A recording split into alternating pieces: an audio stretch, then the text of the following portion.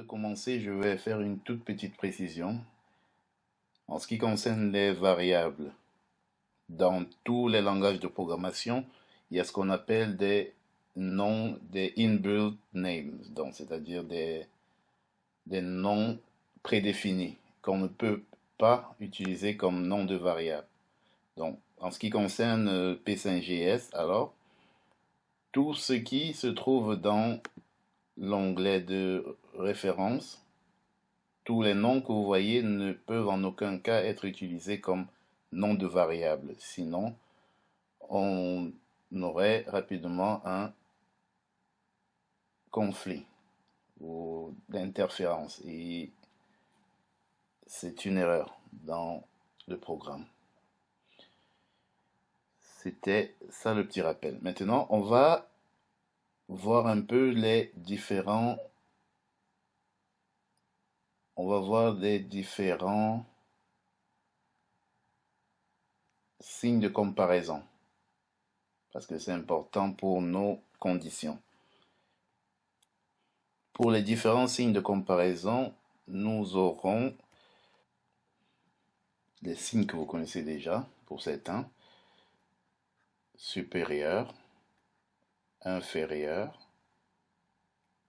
supérieur ou égal, inférieur ou égal, et on aura aussi différent de.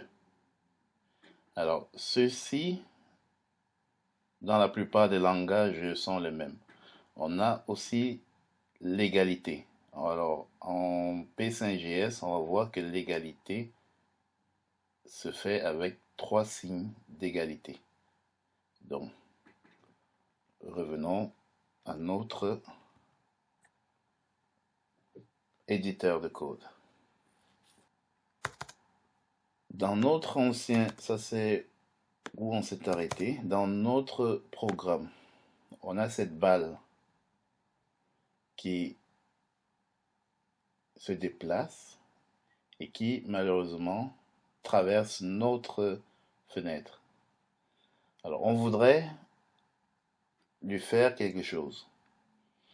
Je voudrais par exemple que quand la balle atteint la fin de notre cadre, qu'elle rentre, que la balle retourne. Et pour ça, il va falloir utiliser ces différents opérateurs logiques et aussi une boucle, pas une boucle, pardon, une fonction de comparaison. Alors, pour ça, on va d'abord voir la syntaxe. Pour comparer, c'est if, ensuite parenthèse, et on a des accolades. Donc, à l'intérieur de ces parenthèses, on va mettre une condition.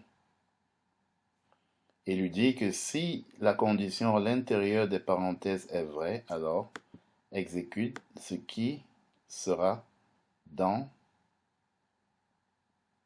cet espace, c'est-à-dire entre ces deux accolades. Et dans notre cas, la balle est représentée par quoi?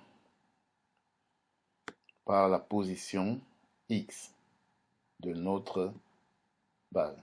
Parce que c'est la position X qui bouge jusqu'au point voulu. Donc, pour ça, on va lui dire position X. Donc, si la position X est supérieure ou égale à, c'est quoi la limite de notre fenêtre? C'est 600. Donc, on va lui dire, disons, 590.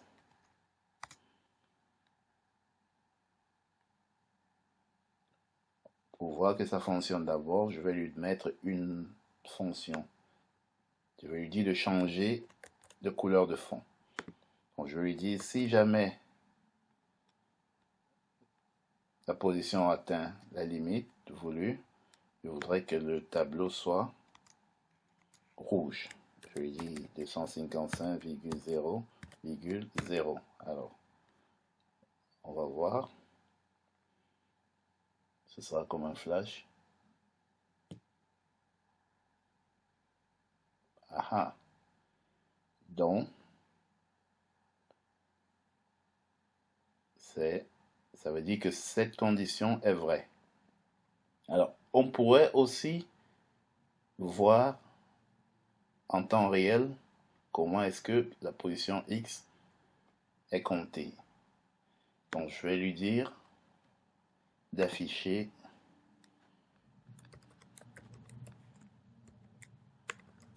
notre décompte. Position X dans le terminal. Et on va voir comment il compte. Donc, on a dit supérieur ou égal à 590. Ça veut dire ça peut être 600, 700. Donc, on est effectivement dans cette condition qui est vraie. Supérieur ou égal. Et si on lui disait uniquement supérieur, que se serait-il passé? Donc, regardons voir. Si position X est supérieure à 590, ça c'est vrai parce que du moment où la balle traverse notre fenêtre, on est sûr que la valeur de position X est supérieure à 590 parce qu'elle va au-delà de notre fenêtre qui fait 600 pixels de longueur. Alors maintenant, si on lui dit égal à 590, 3 égalités, on observe encore.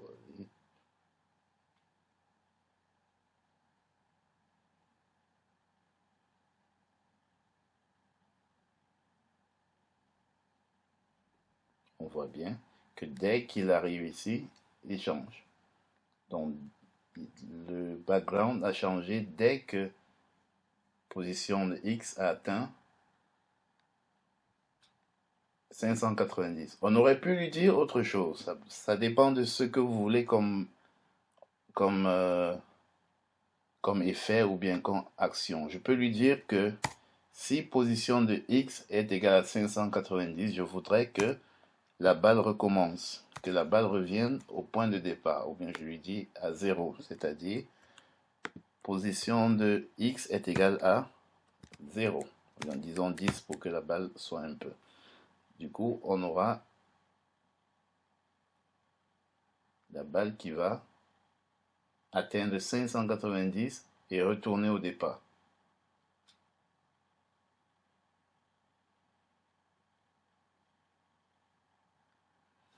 Alors, si on remet notre background pour rafraîchir l'image en temps réel, pour ne pas avoir des traits. Alors, background, oui, avec D évidemment.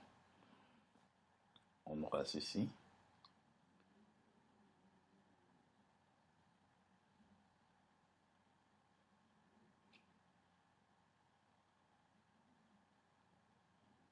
Voilà. Donc,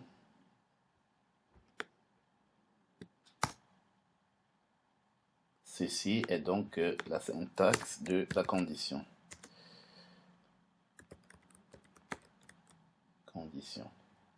Alors, on va effacer ce bouton, cette variable. Alors maintenant, je voudrais que quand la balle atteint le point 590, qu'elle rebondisse, donc qu'elle rentre. Alors, à ce niveau, on va voir où il y a l'incrémentation. Si on dit position de x est égale à position de x plus 1, ça veut dire que 1 est égal à la vitesse de la balle. Parce que si je lui dis de faire par 5, la balle va aller plus vite. Donc je lui dis d'incrémenter de 5 en 5. Donc à chaque fois, ajouter 5 à position de x. Donc, je peux déclarer la variable et l'appeler vitesse et stocker 5 à l'intérieur de cette vitesse. Et venir ici lui dire vite, rien n'aura changé. Alors, pour que la balle rebondisse, je vais lui dire que on va essayer de réfléchir logiquement. Donc, je vais arrêter, on va passer à la partie explication. On a notre balle. Ouais, elle est très ronde la balle. On a cette balle avec son diamètre. Il y a 2. Ici, la force qui fait bouger, c'est position x plus 1. C'est ça qui permet, donc px est égal à px plus 1. Et 1 est égal à vitesse. Donc, en gros, on aura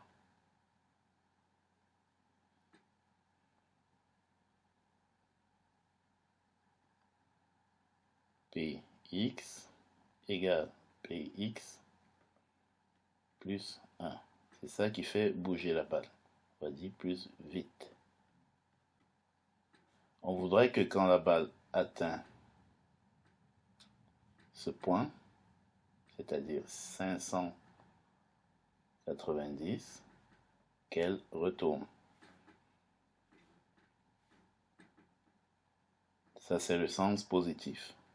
Et quand la balle va retourner ici, ce sera le sens négatif. Alors, il faut trouver un moyen de rendre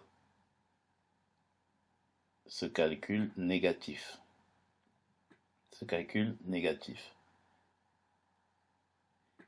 Et qu'est-ce qu'on avait vu à l'école?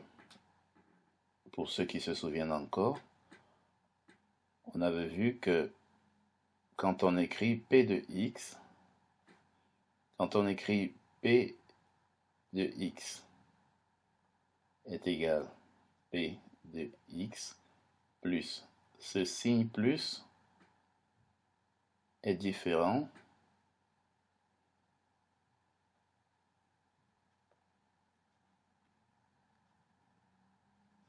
du signe de la vitesse. Pas différent, c'est un signe, mais chaque élément a son signe. Donc, et si on trouve un moyen de dire à ce signe, à cette vitesse, à cette vitesse d'être négative, donc de rendre le signe de la vitesse négative, on aura quoi? On aura un moins ici. On aura un moins à ce niveau. Pour ceux qui se souviennent de la règle des signes. Par exemple, si je dis si P x est égal à 2, si 2 plus la vitesse est négative, c'est-à-dire moins 5, on aura quoi? Moins plus fois moins, on aura moins 5. Et 2 moins 5 égale à combien? Égale à moins 3. On garde le signe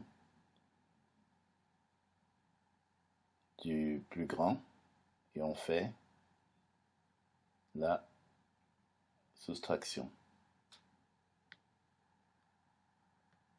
Parce qu'on a là plus 2 et moins 5. on garde le signe du plus grand et on fait une soustraction normale. Donc, si le signe, si la vitesse, on va lui dire que si la vitesse atteint ce point 590, on va dire à la vitesse de devenir négative. Et du coup, l'opération tout entière sera négative. Et du coup, la balle va plutôt aller dans le sens inverse. Et ainsi de suite, de l'autre côté, on lui redira la même chose et on pourra ainsi avoir une balle qui bouge, une balle de ping-pong. Allons l'appliquer.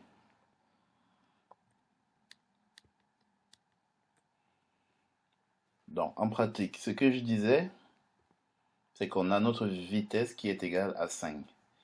Si on lui dit que si la position de x est supérieure ou égale à 590, alors je voudrais que la vitesse soit négative.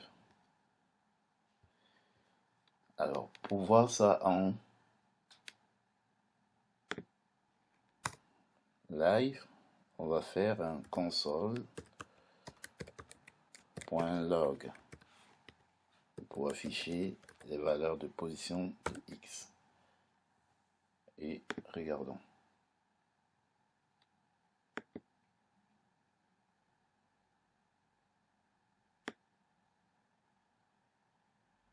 Donc, relançons. Elle s'en va, elle touche et revient négativement.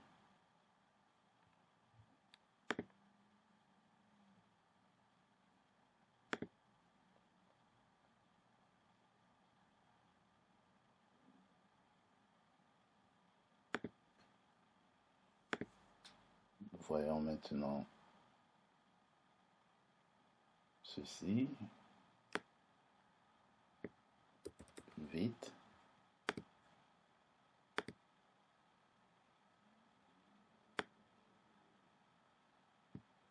Donc, elle s'en va. Dès qu'elle touche, elle devient -5 et elle revient. Et on va faire pareil pour qu'elle revienne.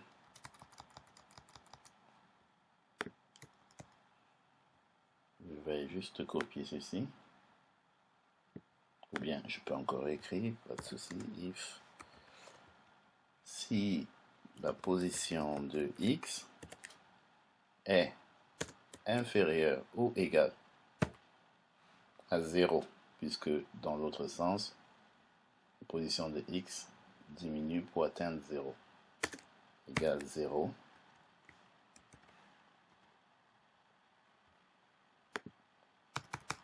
on voudrait que la vitesse redevienne positive. Alors,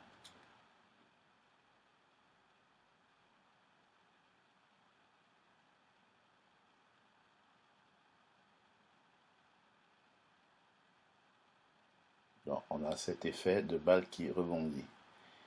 Et on peut s'amuser aussi à faire pareil pour la position y qui a la valeur 80, donc égale 80. On va aussi lui donner sa propre vitesse. On va dire vitesse y égale, disons 5. On va s'amuser un peu. On va copier ceci et dire plutôt vitesse y,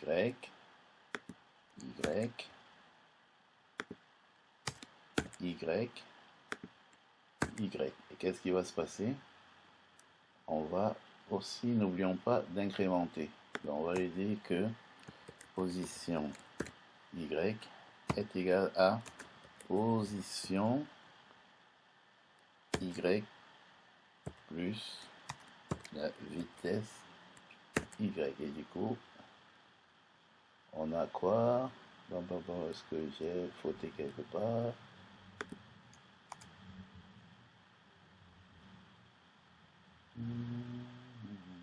Alors, où? Position, oui.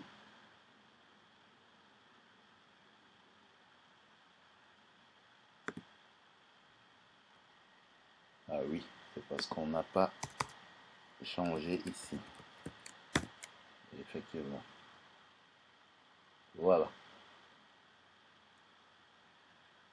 Du coup, on a ceci. Cette balle qui bouge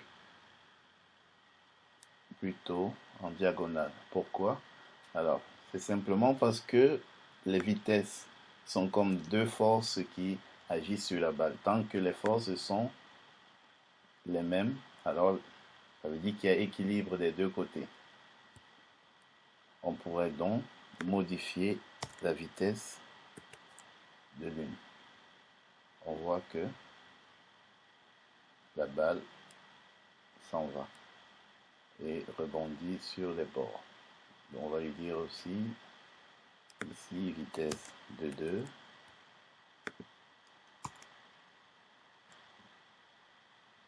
Ici aussi vitesse de 2. Ici c'est 5, on reste à 5.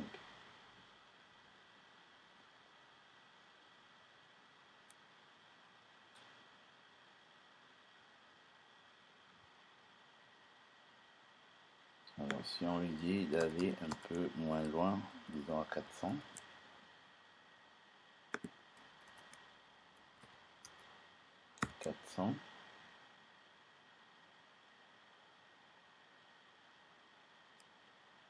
Délimitons les contours, disons, mettons un peu plutôt gris. Voilà, c'est bien. Mais allons au-delà, disons 500 pour l'allumer un peu loin. 550.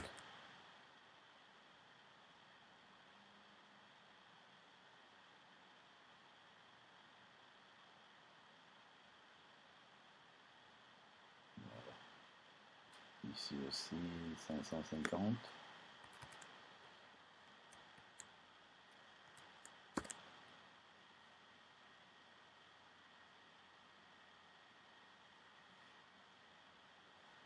On va caler à 520 ici pour Y, qui n'aille pas trop loin.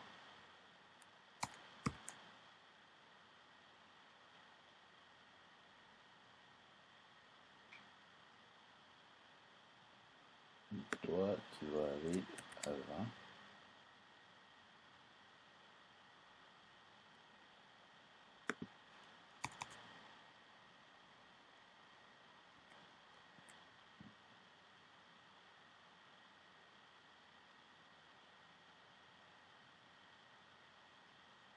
Ok. Bon. Ce n'est pas du tout. Donc, comme on peut voir pour cette condition, tout ce qui doit être ajouté peut se faire ici à l'intérieur. Si vous voulez par exemple que votre balle change de couleur, on peut lui dire fill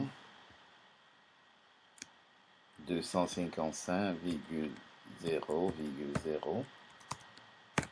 Quand elle atteint 450, et quand elle revient ici à 0, qu'elle soit plutôt verte.